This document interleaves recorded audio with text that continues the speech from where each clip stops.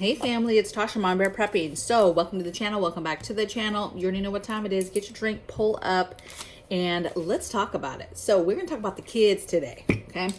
I've gotten a couple comments on this. I actually had this topic, if you will, on schedule for a really long time now, you guys.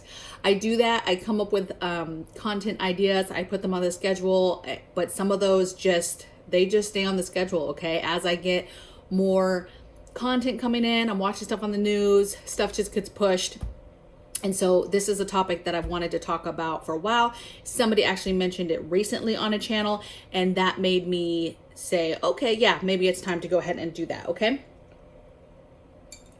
Now, I've had a couple times, you guys, in comments, this topic be a little bit controversial, meaning there's a divide between people who think, hey, you should keep children out of this, right? We shouldn't share things with children. We shouldn't scare them and talk about these scary things and scary times because they're children. Let them just be children. Let them just play and be in the moment of being a child and not making them grow up faster than they need to grow up. And then there's the other side of, no, you need to raise your children to learn these skills and learn this stuff so that they can be prepared for things to come, especially for the day that you may not be there, okay? And so today I'm going to talk about children. I'm going to talk about my, obviously my opinion on everything. And this is specifically going to be tips for OPSEC, operational security. How do you deal with stuff with children? What do I tell children? What do I not tell children? And just some basic tips. I think I broke this down, you guys, into overall 1, 2, 3, 4, 5, 6 tips, okay? And some of these you may agree with me on, and maybe you don't, okay? Again, you're your own person. You can discuss what you want to do with your children, right? You're your own person, okay? So I'm not telling you to do these things. I'm not telling you how to parent, okay? What I'm telling you, though, is there's been a lot of people that have asked me, hey, how do you approach this? What do you tell children? How do you do this and still stay safe, okay? And so this is how I feel. Now, if I have to go on one side or the other, I'm 100% going to be on the side of you should involve your children. You should 100% have your children involved in the world of preparedness and things that you do in your home and things you expect of them, okay? And so that's why my number one tip is, yes, involve children. Now, under that tip, though, there's several areas that I'm saying for ideas of involving children, okay, and why it's important. Number one is emergency plans. Involve children in emergency planning. It's no different than you teaching your child about child abductions and how to not get stolen and what to do if a stranger walks up to you, what to do if a stranger pulls up on you. You know, what do you do in that? You know, you've taught your children that, right? You've taught your children what to do if something happens in the home, right? They get hurt or there's a fire, right? You teach your children that stuff. So why would you not teach your children about emergency planning and the plans? So take it a step further, you know. Children need to know what is the plan if something happens, right? But depending on where they're at, if something happens, an earthquake, a natural disaster, something happens, depending on where they're at, are they at school? Are they on the way home? But depending on what time it is, what's the plan? Who's coming to get them? You know, your children should know, and it should already be planned out which parent is getting what child from school, okay? You should already know what's the planned school for different scenarios, okay? So you know, hey, are they going to release children? Are they going to hold children? What are they going to do, okay? If your child something happens and they're on the way home, they should know they need to get home as soon as possible, okay? Maybe the plan is, okay, I know you're on your way home. I'm going to meet you. Expect me to meet you on the way home, on the path home, right? Whatever, you need to plan that out. They're home alone, emergency planning. What is the plan if mom and dad don't come home? After 2 hours, after 3 hours, what has happened? Do they know what's going on? Are the phones working? Can they clearly see that something has happened? Maybe it's a CME. Nothing is working, okay? You know, kids here know that if everything goes dead, I mean everything, meaning all of a sudden something that was totally powered is all the way dead, they know that's a solar flare, that's a CME. That means the car might not work and it's going to take mom and dad a while to get home, right? So they're not panicked about what's going on, okay? That one, they can't get on anything, and then two, mom and dad are not home within 30 minutes, okay? It takes us 30 minutes to maybe drive home from work. You know, it's going to take us a lot longer, right? If nothing is working, we have to walk home. You talking your child through that scenario helps them be calmer and know what's going on. They know something's going on, and so therefore, instead of scrambling and trying to figure out what it is, they kind of it's not that they're not going to be scared, but they can identify, like, okay, this is maybe a CME happened. Something has, it's grid down. We talk about grid down all the time. I'm going to wait. Mom and dad, if they walk home, they should be home within 4 hours, right? Having that peace of mind. And then if they have jobs and they have something that they know they're supposed to do when grid down happens, then you keep them busy within the home as well, okay? So no different than child abductions. You need to be talking your kids through the family emergency plans. What do they do if there's a fire? Child knows if they see certain neighbors, they can go to those neighbors. But if they do not, they go to the parking spot where we park the car, okay? It's away from the crowds. It's away from people, because last thing you want is children looking exposed and vulnerable for bad people to take advantage of a situation, okay? You have to have plans on different scenarios, okay? I did a video the other day on plans. Your kid should be involved in those plans, okay? All right, so involve children, involve them in gardening. Here's a couple other ideas. Involve them in gardening, even if it's just to help you water some plants. If you're planting plants, involve them. Talk about different plants. Maybe it's time to harvest some plants. Bring the kids out, help them let you harvest, and talk about some different stuff. Talk about seasons. You can give kids are sponges. Give them a little bit of information each time. It doesn't have to be a whole rendition of gardening and you give them, the one-on-one on gardening on day one. Just little things that you start to teach them, okay? Next thing is food preservation. Same thing. Let them help you can. Let them help you fill jars. Let them help you fill Mylar bags or vacuum seal or whatever it is you're doing with food preservation. Organization of preps. Kids know where stuff goes. Groceries come in, stuff gets set in different areas, and they know, okay, if it's set there, okay, mom wants it in this location. Oh, it's going to this pantry. Oh, it's going here. Oh, it's going to the garage. Wherever it's going. We kind of have a rendition because the kids help with putting groceries away, putting preps away, organization. They know that the shelves are organized a certain way. That's the type of stuff that you want to just make sure kids know. If their kid gets stuck at home by themselves and something bad happens to you, don't you want them to know where certain preps are at? Don't you want them to know where the extra batteries are for flashlights and lanterns once they go bad? Don't you want them to know where the easy food is to cook, where extra water is? They need to know these things so that in case something happens to you, they have and know where the things are at for them to survive, you guys. All right. Let them help you, obviously, with any kind of evacuation bags, go bags, car kits. By you helping them do that, then they understand why you're doing it and why it's necessary. 2, they know what's in it. 3, they know where it's at. They know what it's for. And again, when a situation happens and you're, yelling at a kid to help you do something, there's no, what is this? What's it for? Where are we going? No, they know the importance of an evacuation bag. We're leaving. There's a fire coming. Grab the evacuation bag. We're going. And it's not so sporadic of the why. Why are we doing this? Why? No, because you already gave them the why, right? You gave them a why a while ago to where now you're not spinning your wheels trying to explain in the moment of something happening, why you're doing something. We know how kids are. They're very inquisitive. They really want to know what's going on, okay? So the more you explain now, the less you have to explain later. Some other stuff to involve them in is like maps, right? You drive somewhere, let's say you take a road trip, show them the atlas map, show them the state, show them the main roads, have them follow on the map and learn things about the map. Show them and teach them about the mile markers. And if we had to walk, these are the mile markers to show you how close you are to different borders and different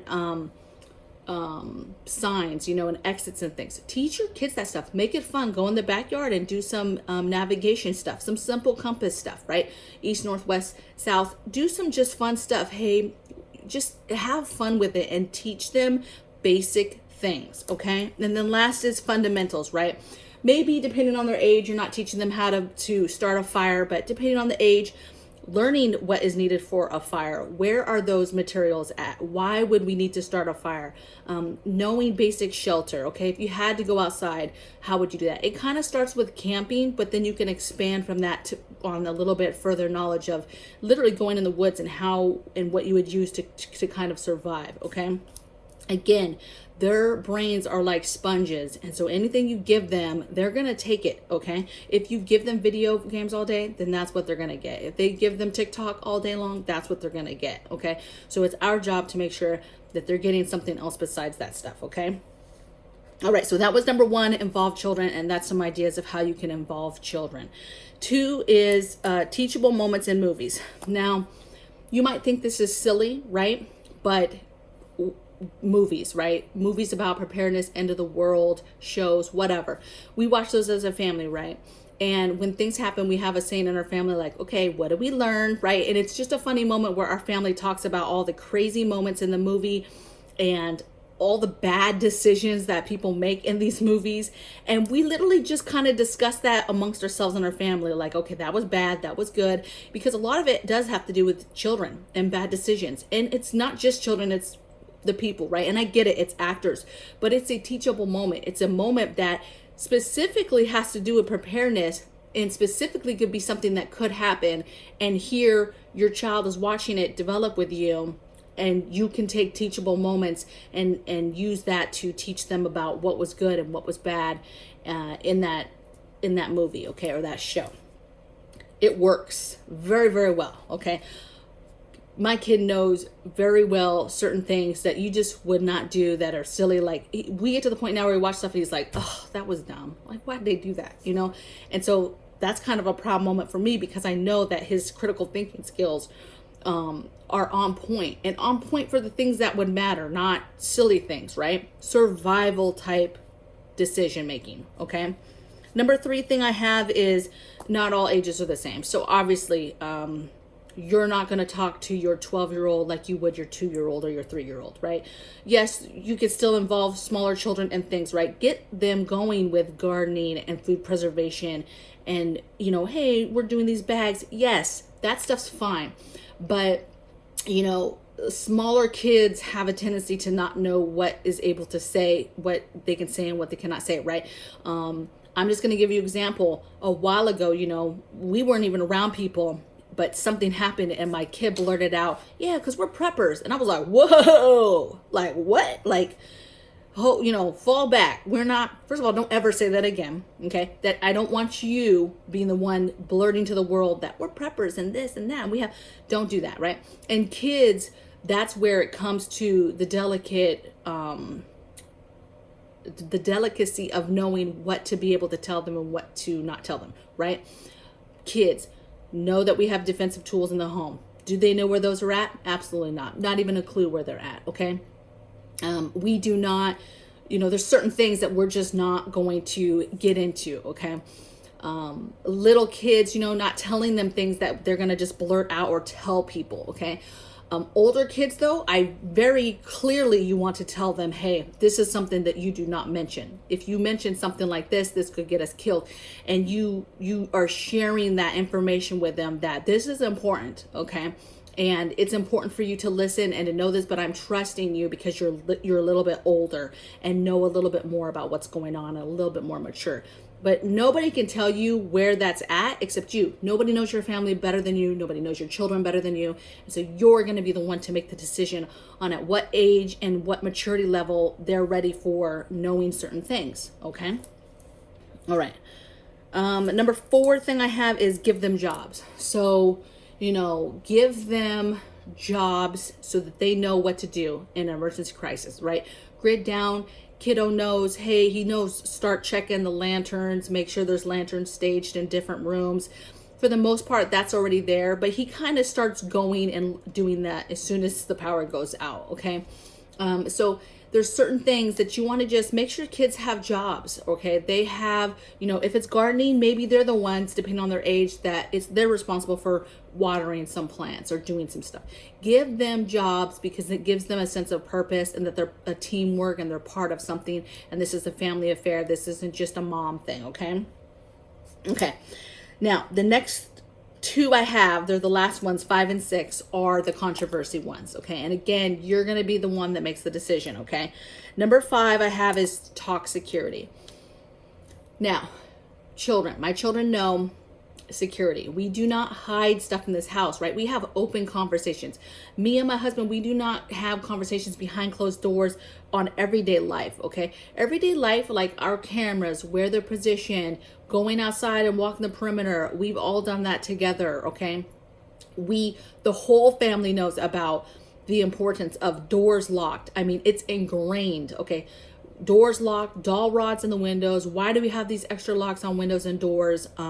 Where are the things to really hunker down the doors and windows, the extra stuff, okay, and how to employ that? Where are the boards for the windows? Our family members know that. One, because if it's time to employ it, now everybody knows what it is. And again, you're not fighting the, why am I getting this? No, if I say go grab the boards for the windows, there's no, why am I doing that? No, if I'm telling you to get them, you know exactly why I'm telling you to get them, okay? Because it's time to put them up, all right? It's dangerous. There's something dangerous happening, okay? Security, knowing hiding spots in the home. If this happens, here's the hiding spots. This is where you would go to hide, okay, if there's danger. Simple things like don't open the door. Kids don't open the door at my house. I know that's a silly rule maybe. Kids open doors all the time. Kids do not open the doors at our house, okay? I don't care how old you are. If you are a child and you're under 18 years, you're not answering the door, okay? Teenager, I don't care. Kids do not open the door at our house. They know, do not open the door, okay? Even more so important if there's chaos obviously going outside. Again, something simple to learn. They learn this in movies. You don't open the doors. You have no business opening the doors to try to help somebody or anything. You're not an adult. It's not your decision to make. Don't open the door, okay? Yes, now for those people that are silly, yes, my kids know to open the door. If the house is on fire, open the door, leave, right? If they're in danger, yes, okay? But I'm talking about basic security.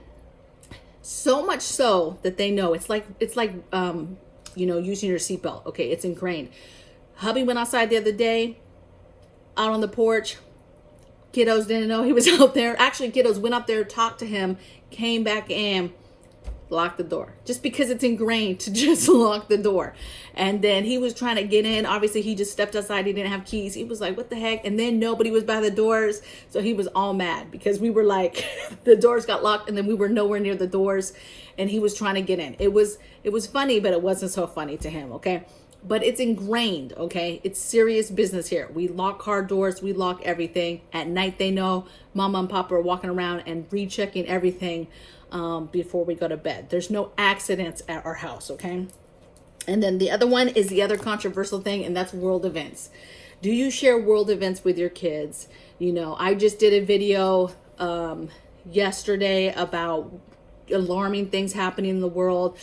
You know, does my kid know what's going on with some of this stuff? Yes. And I'm going to tell you why. One, because if news is on in the house, they're getting exposed to that. If I'm reading something, I don't know how you are with your family, but we are a very, very close family. We're very involved. We're very on top of each other as far as, hey, what are you doing? And all this stuff, okay? And we have discussions, okay? You know, and I'm going to tell you why this is important. I'm not saying you have to tell them every little gruesome detail about everything that's going on in the world. Absolutely not. But don't be afraid or scared to talk to your children about when they inquire about something. Because let me tell you, TikTok and social media and stuff like this are teaching children all types of stuff, okay? They are seeing all types of stuff, okay?